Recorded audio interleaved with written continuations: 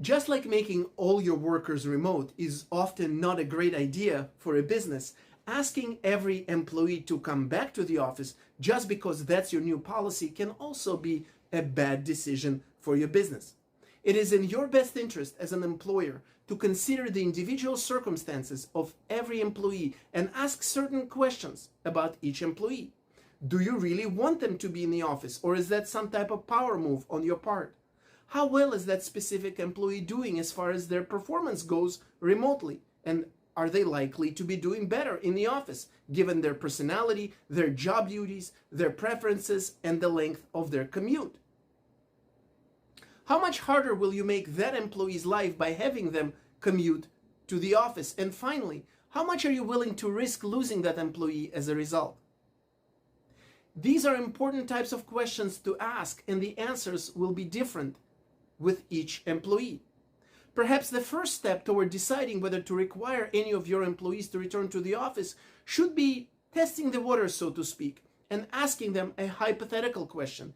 Hey, would it make a big difference to you if you had to come back into the office every day, a couple of times a week, or once a week, and then listen to what they have to say?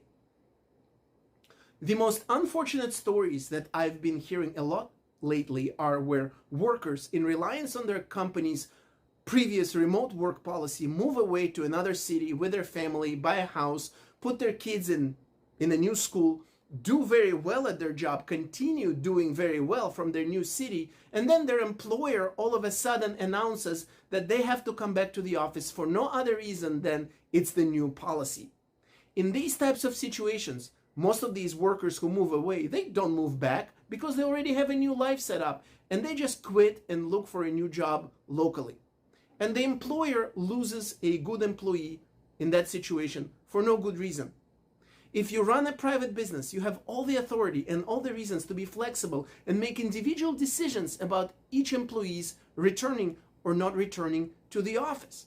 You can make your own rules as a private business, so why not take advantage of it and look at each situation individually? And as long as there is no evidence that you make these decisions on a discriminatory basis due to age, race, disability, sexual orientation, etc., there shouldn't be any legal issue with it either. So, approach each employee individually, and you will make much better decisions about your remote work policies versus back in the office policies.